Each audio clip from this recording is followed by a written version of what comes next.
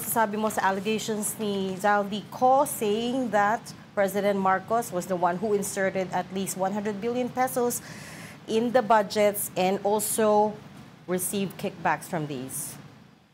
Okay, unahin natin. Yung sinasabi niyang insertion, walang logic yan eh.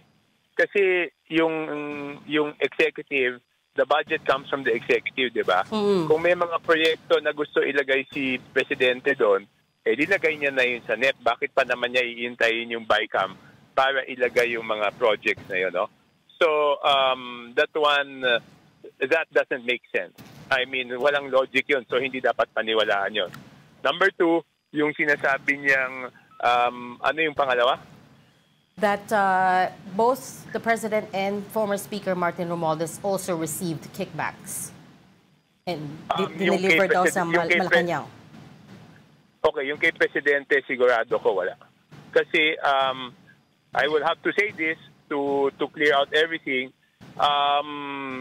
Sinabi ni Presidente nung isang usapan namin, nung galit na galit siya, sinabi niya sa harap ko na yan, kalokohan na yan, wala akong natatanggap dyan. So, maliwanag na maliwanag yung salita niyang yun. Pero sabi ni Zaldico, Congressman, you were listening to, I'm sure, pinakinggan niya yung sinabi ni Zaldico kanina. Yes. Sabi niya, yun daw yung mga utos sa kanila na nanggagaling kay Speaker, tinuturo ni Speaker daw na galing dun sa taas. Hindi daw mangyayari. Kasi, you have to address this kasi ito sinasabi rin ng yung mga critics ni Presidente na sinasabi na the buck does not stop with the Speaker. Dapat daw yun all the way kay Presidente. Ano naman yung masasabi niyo sa ganon? It actually reflects that argument na hindi gaandar ng ganyan si Speaker kung hindi daw alam ni Presidente. I'm just repeating what others are saying. Hindi, tinatanong ko lang yung opinion niya. Yes. I understand that that's what others will say. I understand that's what they would try to conclude. Kaya nga, admittedly, napakahirap nung sitwasyon dahil in this case, dahil yan ang natural isip ng tao, the President would have to prove na hindi totoo yan, no?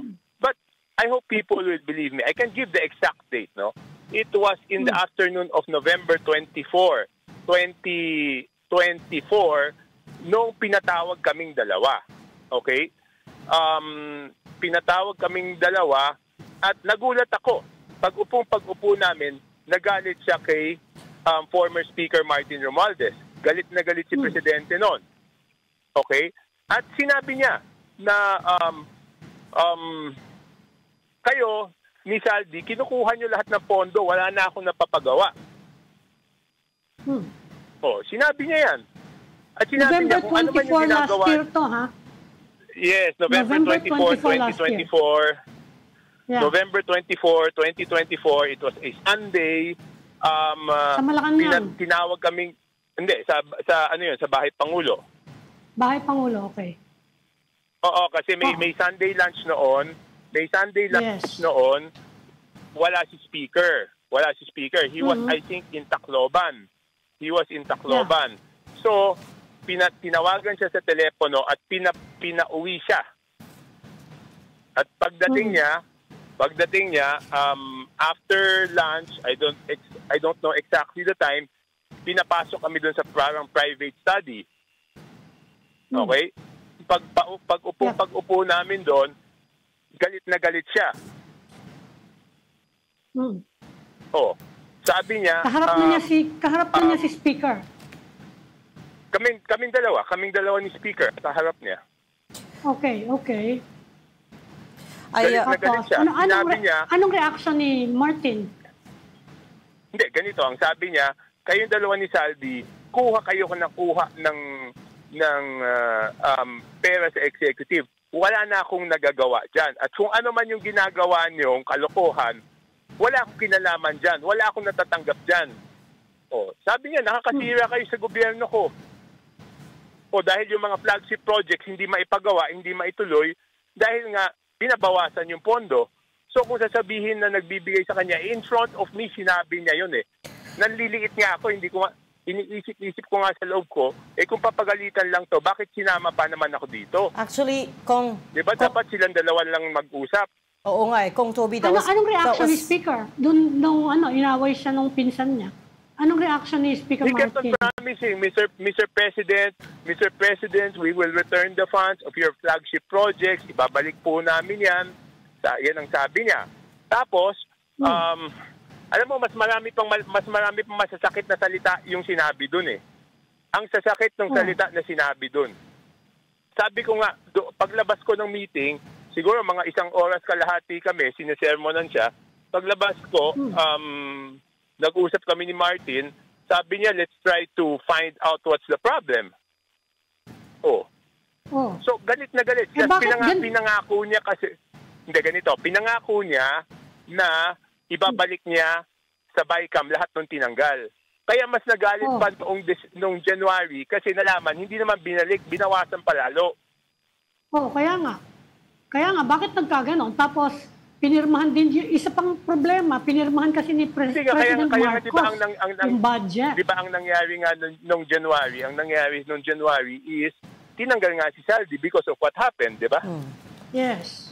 Okay, Congressman, let's come back to that fateful day, November 24, 2024, in the afternoon of a Sunday, nung pinatawag kayo ni Pangulong Bongbong Marcos. That was exactly my question to you. Why do you think you were asked to go? Ba't hindi na lang diretso si House Speaker Romualdez? Bakit kakasama?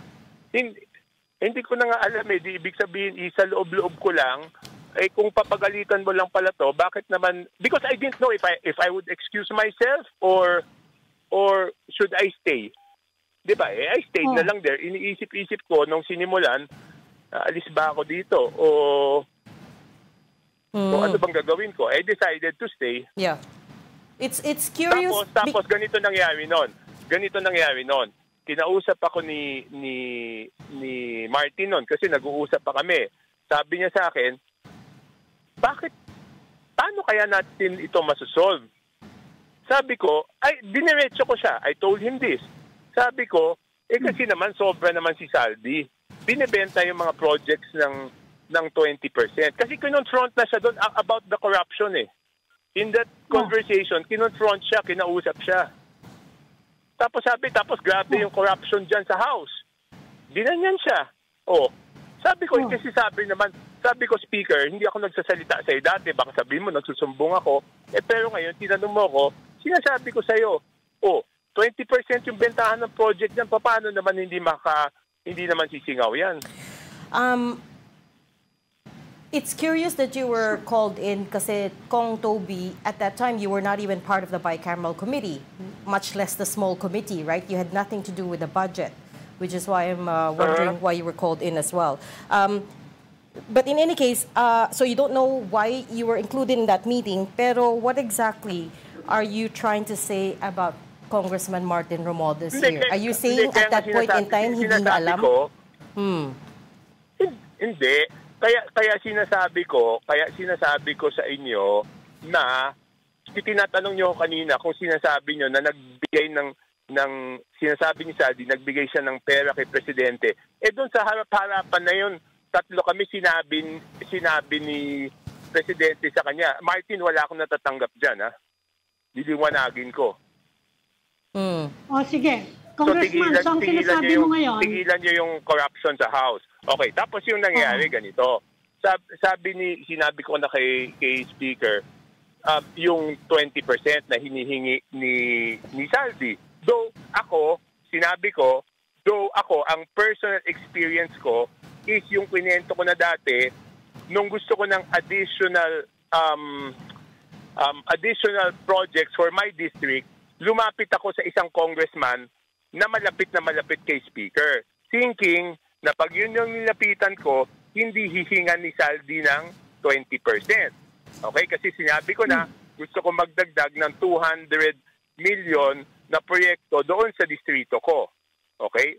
So bumalik sa akin yung nilapitan ko, pinakiusapan ko, nakausapin si Saldi, ang sabi sa akin, since kamag-anak, presyong kamag-anak, 10% na lang yung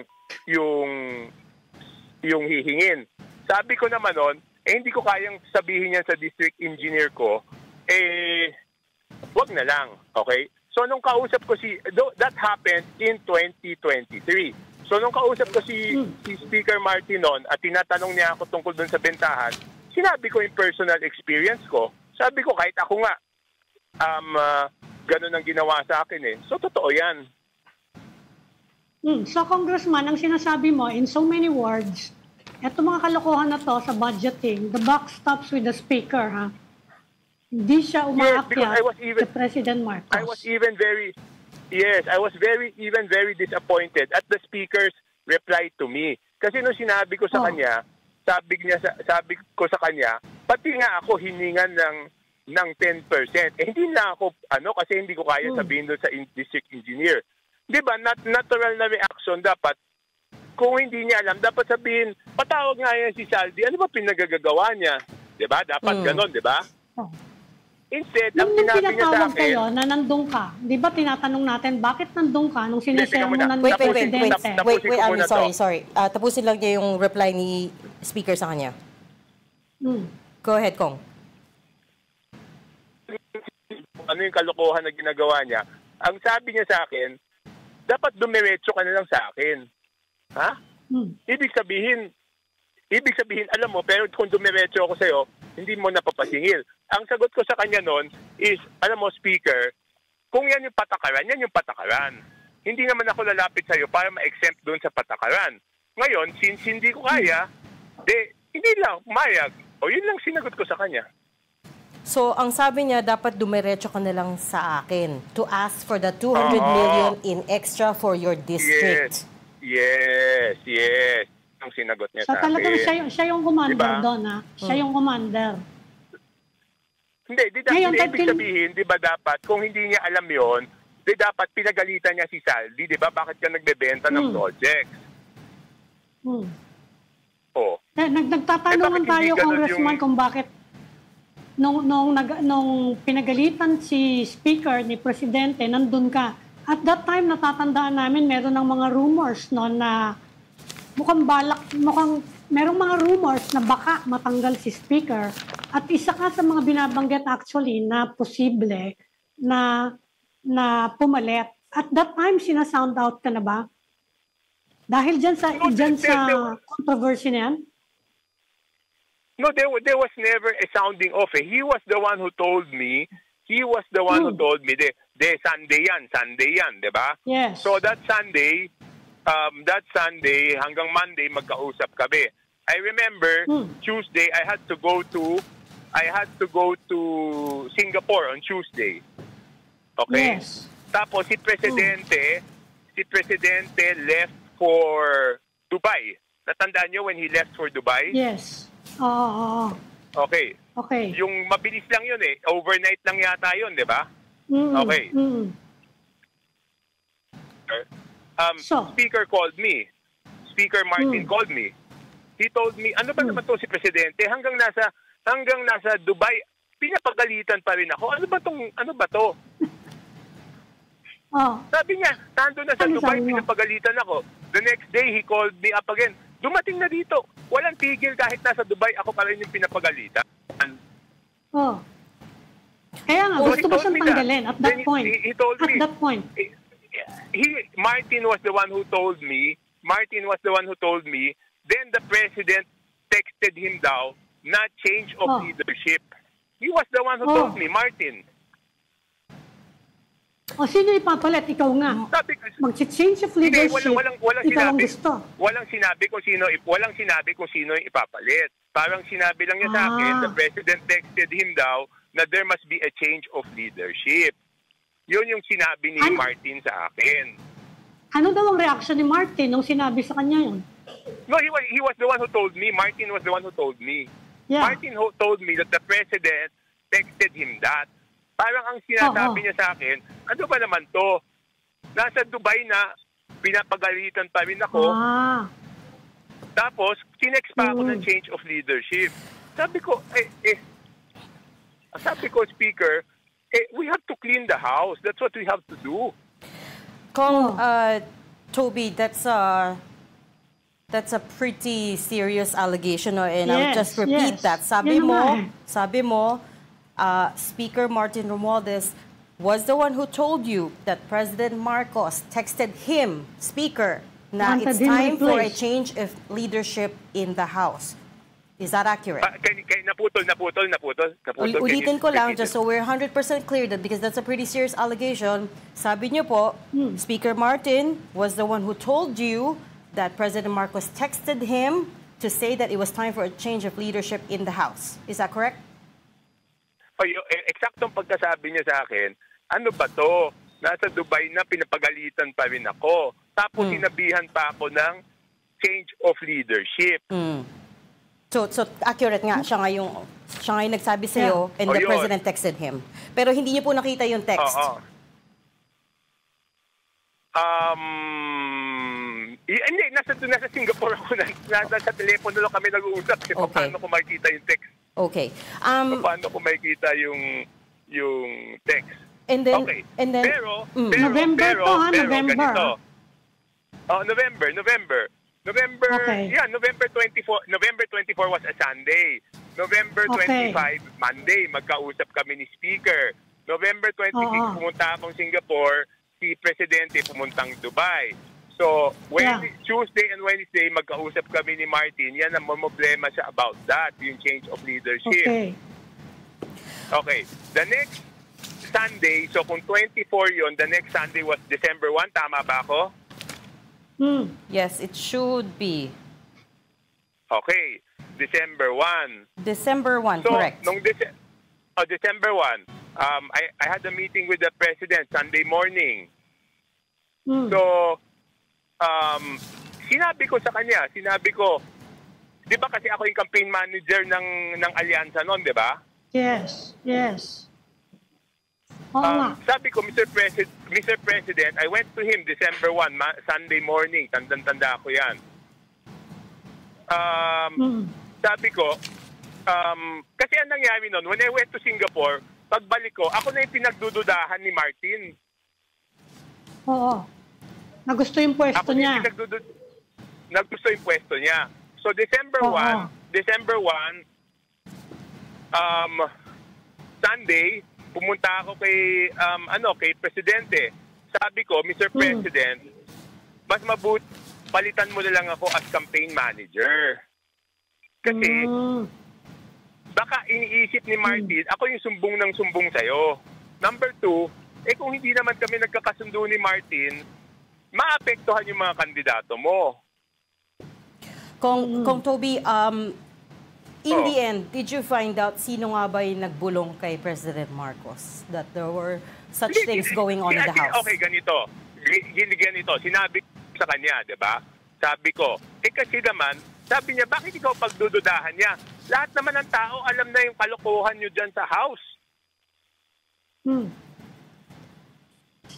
Sabi ko, sir, wala akong ginagawang kalokohan. Siyempre, ang naging natural na sagot ko, kasi sabi niya, lahat ng tao, alam na yung mga kalokohan niyo dyan sa House. Sabi ko, sir, wala po akong ginagawang kalokohan. Sabi niya, I mean the House. Yun ang sabi niya, I mean the House. So you're saying there are a lot of reports getting to the President about the anomalies in the budget? Hindi lang isang tao yung nag-whistleblow? Hindi ikaw yung sumbongero. Hindi, madami nung nagsasabi. Hindi ko ugali yan, Ami. Okay. Kung Toby, we're running out of time, but again, I just want to be crystal clear about one thing. What exactly in this two scenarios that you told us about, yung November 4 and then the days after that, what exactly are you accusing former Speaker Romualdez of? Is it incompetence? Kasi all of the... I'm saying, I'm just replying to your question kung bakit sinasabi ko na walang, yung sa pera na sinasabi ni Saldi na dinideliver kay Presidente, kung bakit sinasabi ko na wala. Kasi nga, pinagalitan siya noon. Hindi. Ang tanong ko, sir, is ano ba talaga what are you accusing him of? Is it incompetence because he was speaker at that time and yet all of these things were happening under him? Or are you saying he actually had a direct hand with the budget anomalies? What I'm saying is, di ba? Ibig sabihin, he cannot deny na alam niya yung 20% kasi sinabi ko sa kanya eh. Di ba? So he was ibig sabihin, hindi kasama si President Marcos doon sa kalokohan. Hindi siya kasama doon. Yan. And what you're saying is si Speaker Romualdez was in on it. Bakit hindi niya pinagalitan si Saldi? Simpleng-simple, di ba? Tsaka di ba in the previous interviews, I've been saying na nagdududa na ako na merong may ayaw na pauwiin si Saldi. O di lumabas ngayon na totoo yung sinasabi ko na meron talagang may ayaw pauwiin si Saldi, di ba? Pero ang allegation ni Zaldi, Kong, is that dapat uuwi na siya after SONA, but tinawagan siya ni Congressman Romualdez under the instruction of President Marcos to say, stay out of the country, we will protect you. Kasi ang laging nangyayari, even when I'm in Congress, even sa mga meeting, palaging sinasabi niya, utos ng presidente, alam ng boss. Yan ang laging sabi niya. Minsan kasi nagtatalo kami ni Speaker. Sinasabi ko, hindi yan tamang gawin. I mean, I don't remember the exact instances na minsan nag-uusap kami. He will always tell me, hindi ko naman gagawin to kung walang utos ng boss eh. That's even to me, he tells me that. So, sinasabi mo hindi totoo. No, because I've seen instances where he would do things na hindi naman utos ng presidente. For example, ito very clear example, no? Baka hindi lang maniwala yung tao. Nung okay pa si presidente at si VP Sara, nung okay pa sila, he would always tell us, me and Martin. He would always tell me and Martin at that time. He would tell me, si Sara, okay ba? Pakisamahan natin si Sara. Hindi naman, kasi noon time na yon, medyo pinipitik-pitik na siya ni Digong. He would always tell us na, okay ba si Sara? Make sure she's okay because hindi naman sila nagkakasundo ng tatay niya. Pabayaan mo yung tatay niya, banatan tayo, pero si Sara, make sure she's okay. Take care of her. Yan yung utos sa amin. Pero anong ginagawa ni Martin nun? Iniinis niya, di ba? Hanggang later on, nainis na nga si Sara, nagalit. Pero yun yung utos lagi sa amin. So I've seen times when he would not follow. But when I asked him, pag hindi kami nagkakasundo sa mga dapat gawin, kasi ako medyo kontrabida, di ba? Pag ayaw ko, I speak out my mind. Pag nagmi-meeting kami, he would always say, For those who don't know, you are of course a relative. You're a cousin-in-law. Your wife is married to a cousin of Congressman Martin Romualdez. So you are doing this at great personal risk, is what I want to point out, Kong Toby. Are you prepared for the consequences? Dati na sila nag-aaway niyan. Naputo. Tagal na nag-aaway dalawang yan. Or at that very moment, naputol yung line. But so I'm not sure that everyone is aware of that. But I guess one of the reasons he's in the inner circle is because cousin-in-law nga siya, relative siya. Pero ang alam ko, hindi na kasi sila masyado nag-uusap ni Congressman Romualdez. He's putting a distance between the President and Martin. He is. Yan yung sinasabi niya rito. Do we have him back online? He is trying to put a distance clearly.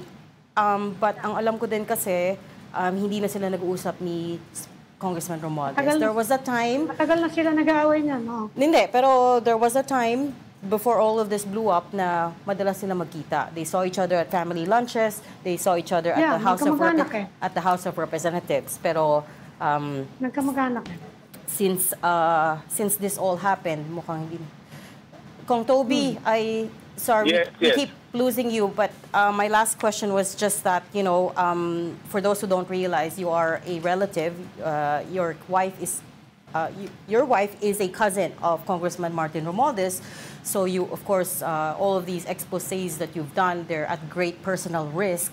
Ang tanong ko lang doon is, are you prepared for the consequences of what you just divulged? Totoo yun. Ano bang hindi na kayo problema doon sa sinasabi ko? Totoo naman yun. Hindi na din kayo nag-uusap at this point, right? Can I say that you're estranged? Hindi na kami nag-uusap. Hindi na kami nag-uusap. Ni former Speaker Martin. Huli kami nagkita niyan is nung SONA. Huli kami nagkita nung SONA.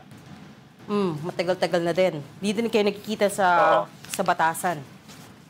No, he hasn't been there. I don't think he has been there since nag-resign siya. Diba? Kasi, Regina, bakit ako tinatanong niyo ako, alam nga naman magsabi ako ng hindi totoo. Diba?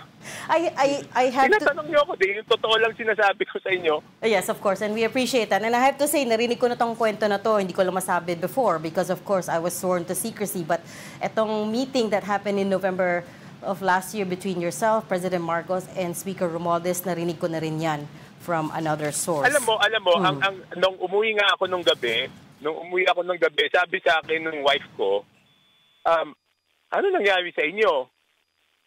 Sabi ko sa wife ko, alam mo, Michelle, I've known BBM over 30 years, hindi nagagalit yung tao na yon.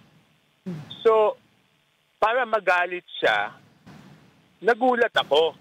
Number one. Sabi ko pa sa wife ko kay Michelle, alam mo, Michelle, kung ako yung sinabihan ng ganon, wala na akong mukhang ihaharap pa sa presidente.